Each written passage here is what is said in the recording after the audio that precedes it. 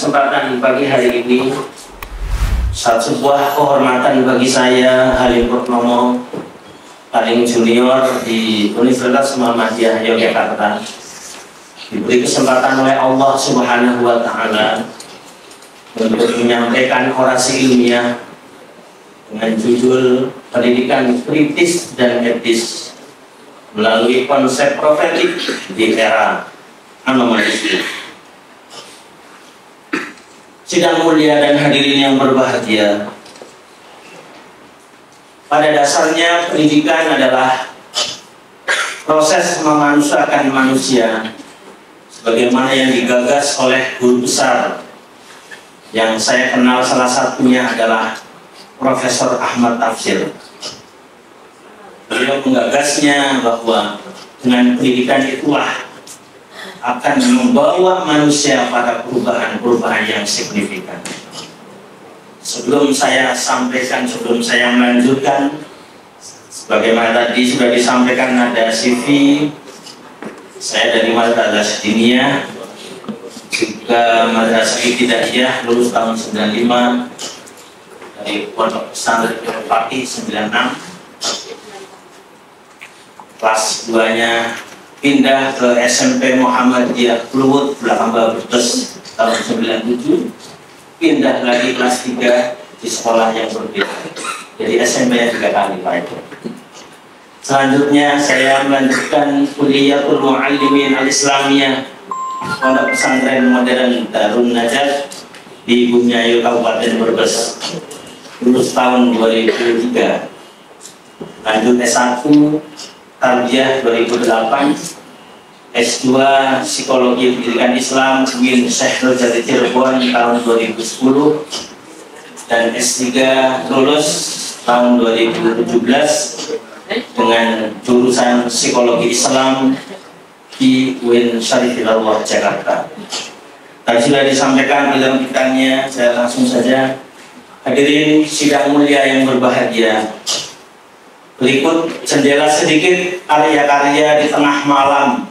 Saya menggoreskan tinta, kurang lebih ada 17 buku, mudah-mudahan memberi insight, mudah-mudahan memberikan inspirasi untuk kemajuan pendidikan di Republik Indonesia. Sidang mulia dan hadirin yang berbahagia,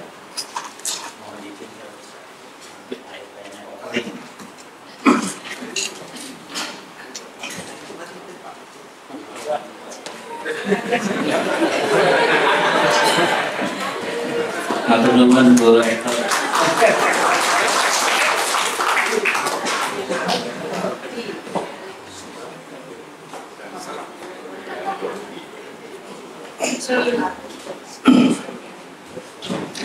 sidang mulia dan hadirin yang berbahagia, sebagaimana sudah saya sampaikan di awal bahwa pendidikan merupakan proses penguatan memanusiakan manusia. Seiring dengan perkembangan waktu, zaman dan zamannya, maka seluruh komponen stakeholders yang ada dalam pendidikan perlu beradaptasi dengan perubahan-perubahan yang sangat cepat. Seringkali saya temukan bahwa dalam proses pendidikan dan pembelajaran masih terlihat dominasi transfer of knowledge, hanya pengetahuan-pengetahuan saja yang diberikan kepada para peserta didik, sehingga dengan dominasi itu peserta didik mengalami rendah dalam artikulasi hasil belajar yang diterima atau pengetahuan yang didapat. Dan yang ketiga, demi untuk mencapai tuntutan target kurikulum, para guru dengan sering memberikan soal-soal kepada para siswa yang terpenting kurikulum tercapai, sehingga walhasil dari ketiga fenomena dan juga realita yang ada, maka para siswa memiliki rendahnya kepekaan sosial atau yang kita kenal dengan istilah sense of crisis. Kepekaan sosial ini bukan datang dengan sendirinya, tapi perlu dilatih dari waktu ke waktu. Perlu dilatih, perlu waktu yang sangat lama. Oleh karena itu, yang sangat ideal adalah prestasi akademik tinggi, etikanya sangat tinggi. Tetapi kenyataannya yang ada adalah prestasi akademik tinggi, akan tetapi lemah jiwa kolaborasi, lemah kerja tim, rendah pemikiran autentiknya, penghasilan, pemasukan, ilmu pengetahuan yang didapat, akan tetapi para siswa, para peserta didik tidak mampu menghasilkan energi pemikiran yang autentik dari dalam dirinya, juga gagasan kritis, analitis, dan etika yang sangat rendah. Sidang mulia dan hadirin yang berbahagia, maka sangat ideal yang didapat oleh peserta didik adalah apa yang dia dapatkan yang terbaik adalah alladzina yastami'una al-qawla fayattabi'una ahsana. Ulaika alladzina hadahumullah wa ulaika hum ulul albab. Pendidikan karakter kritis dan etis sangat ideal menciptakan peserta didik menggagas ide besar, memiliki ide yang cemerlang, dan ketajaman sense of crisis, ketajaman apa yang dialami di alam sekitar kita semuanya. Sidang mulia dan hadirin yang berbahagia, berikut saya rangkum beberapa gambaran perilaku anomalistik di era teknologi informasi. Kategori yang pertama saya temukan adalah kategori akademik, masih banyak plagiat-plagiat yang didapat. Yang kedua, masih banyak copy paste atas jabatan, atas jawaban, mohon maaf, tanpa analisis yang sangat mendalam dari peserta didik. Dan yang ketiga adalah ghost learning, login di kelas daring, akan tetapi tidak menyimak atau tidak hadir secara kognitif. Sidang mulia dan hadirin yang berbahagia, kategori perilaku anomalistik dari aspek etika dan integritas adalah manipulasi proses pembelajaran seringkali dilakukan oleh siswa. Login di kelas mengikuti pembelajaran, akan tetapi tidak menyimak atau tidak hadir secara kognitif. Dan yang kedua yang lebih tragisnya adalah membayar jasa atau yang kita sebut dengan fenomena joki administratif. Sidang mulia dan hadirin yang berbahagia, kategori yang ketiga adalah kognitif dan afektif. Ada yang kita sebut dengan istilah multitasking ekstrim, membuka banyak tab ketika mengikuti pembelajaran sehingga tidak fokus apa yang disampaikan oleh sang pendidik. Yang kedua adalah ketergantungan pada jawaban instan, menurunnya kemampuan problem solving dan pemikiran kritis dalam diri seorang peserta didik. Dan yang keempat yang saya temukan adalah sosial digital, kejahatan digital. Seringkali para siswa menyebar ejekan atau sindiran di forum-forum kelas, atau bahkan seringkali mereka memiliki ketidakmampuan bekerja sama dalam ruang-ruang digital. Sidang mulia dan hadirin yang berbahagia, maka nilai profetik dalam pendidikan karakter kritis dan etis saya rangkum menjadi 3 aspek. Yang pertama adalah aspek humanisasi, atau kalau dalam Islam kita sebut dengan amar ma'ruf, etis dalam tindakan dilanjutkan dalam perbuatan, bahkan pengambilan keputusan. Yang kedua adalah liberasi, yang kita kenal dengan istilah nahi mungkar, kritis terhadap kekeliruan dan kebodohan-kebodohan yang terjadi di mana mereka tinggal. Dan yang ketiga, kekuatan yang tidak kalah pentingnya dari nilai profetik ini adalah transendensi atau iman kepada Tuhan, iman kepada Allah Subhanahu wa Ta'ala, sebagai kekuatan spiritualitas tanpa kehilangan rasionalitas. Sidang mulia dan hadirin yang berbahagia, maka hal ini sangat inline sebagaimana Allah mengutus baginda Nabi Muhammad Sallallahu Alaihi Wasallam sebagai suri tauladan, sebagai sumber idola untuk umat manusia yang diabadikan dalam Quran surat Al-Ahzab ayat 21. Bismillahirrahmanirrahim. Laqad kana lakum fi Rasulillahi uswatun hasanah liman kana yarjullaha wal yawmal akhir wa dzakarallaha katsiran. Sidang mulia dan hadirin yang berbahagia, selanjutnya nilai profetik dalam pendidikan etis.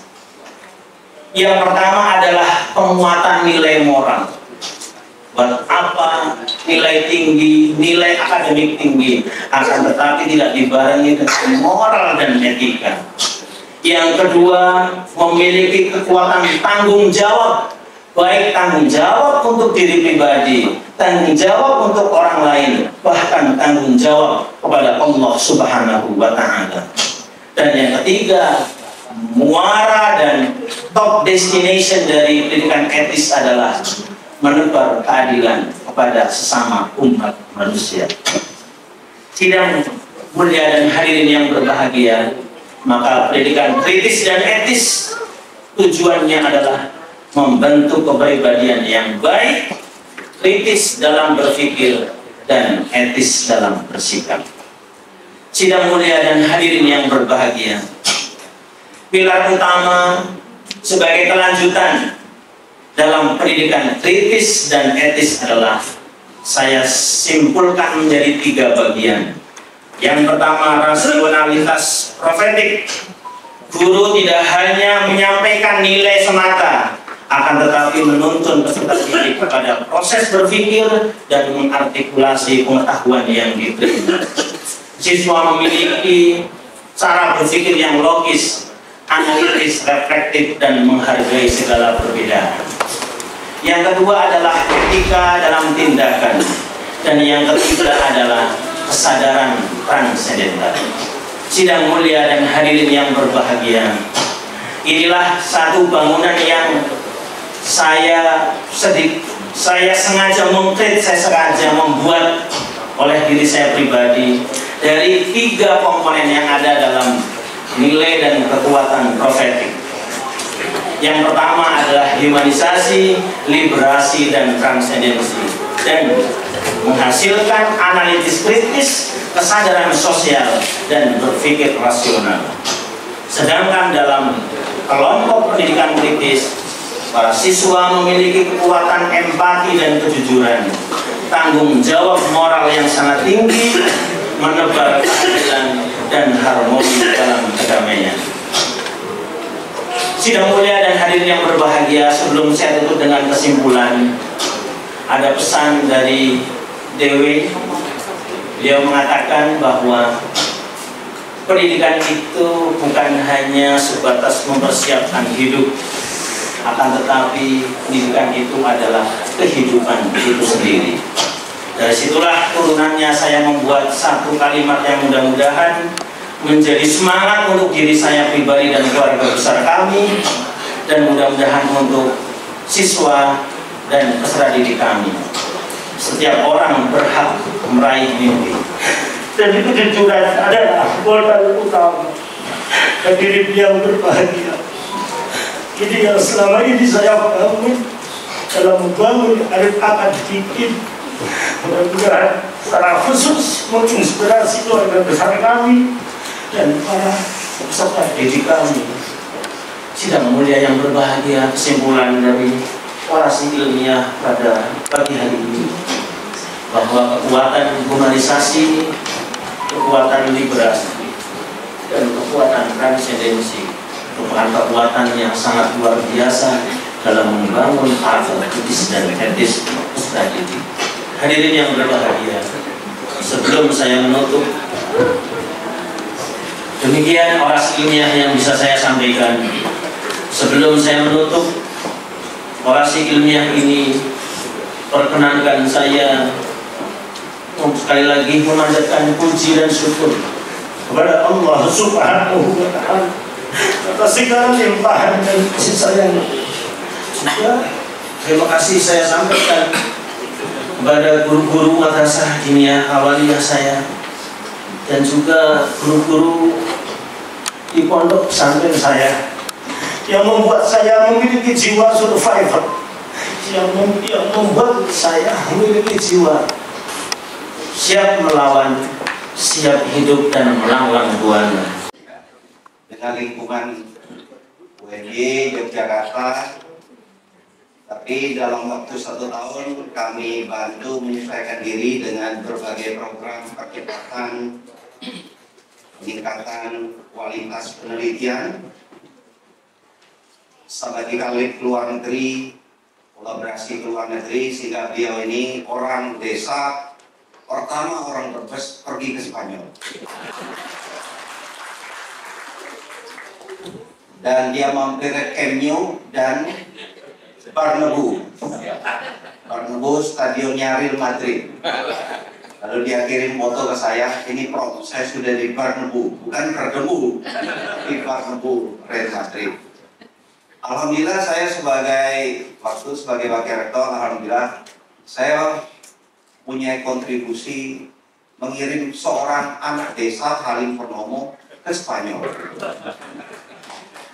Tahun berikutnya beliau pergi ke Amerika Serikat, kebetulan ke Kent State University, ada dosen kita yang lagi lanjut di sana dan melakukan penelitian di sana. Jadi hanya dalam waktu 7 tahun, ya 2 tahun menjadi rektor kepala, kemudian hanya dalam waktu 7 tahun menjadi guru besar. Dalam usia yang relatif sangat muda, 44 tahun. Ya. Makanya tadi rambutnya hitam semua, belum ada yang putih. Saya lihat semua anaknya, ini anak Halim kayaknya. Bapak Ibu sekalian yang saya hormati, selamat kepada keluarga, kepada Ibu yang masih sempat melihat putranya menjadi guru besar. Guru besar merupakan jabatan akademik, bukan gelar akademik. Jabatan akademik itu artinya mempunyai tugas dan tanggung jawab. Tugasnya antara lain membimbing mahasiswa, terutama mahasiswa doktoral, mahasiswa master, untuk menghasilkan penelitian yang berkualitas dan berintegritas. Saya harapkan Prof. Halim terus berkarya. Tadi ada 17 buku, ada 120 artikel yang dipublish di jurnal nasional dan internasional. Silakan menambah. Kami mendorong untuk menambah publikasi-publikasi bagi mahasiswa. Kalau seorang guru besar biasanya penulis kedua, karena mendorong mahasiswanya untuk menulis, membimbing dan sebagainya. Itu tugas sebagai guru besar. Kemudian tanggung jawab sebagai guru besar, kita sudah paham bahwa selain menjadi guru besar, Prof. Halim Purnomo kami harapkan memberikan dampak kepada UNY, kepada Muhammadiyah, kepada HMI, dan lain sebagainya, manfaat kepada masyarakat. Khairun nas atau linnas. Jadi profesor yang paling baik itu memberikan manfaat bagi mahasiswanya. Bukan di WA nggak pernah dibalas. Jadi kalau di WA mau bimbingan segera dibalas, mahasiswanya dibimbing. Ya. Terima kasih kepada Prof. Kepala L2 Jawa 5, Prof. Setiabudi, yang telah merekomendasikan Prof. Halim sebagai guru besar. Kalau beliau nggak tanda tangan, ya nggak mungkin jadi guru besar. Kalau saya kirim surat ke Pak Kalem, dibuangnya ke kotak sampah, ya Prof. Halim nggak jadi guru besar. Jadi Prof. Setiabudi ini selalu mendorong PTS untuk meningkatkan kualitas dosen melalui jabatan fungsional. Tiap hari kami pimpinan PTS di WA supaya dosennya sesegera mungkin setiap 2 tahun, paling lama 3 tahun, meningkatkan jabatan fungsionalnya. Demikian bisa saya sampaikan. Sekali lagi selamat kepada Ibu Husnul Khotimah. Tidak salah Ibu memilih suami Halim Purnomo Khotimah, ya. Mudah-mudahan menjadi keluarga yang selalu mawaddah warahmah. Nasrulillah wa Thoriq wa Basiril Mu'minin. Wassalamualaikum warahmatullahi wabarakatuh.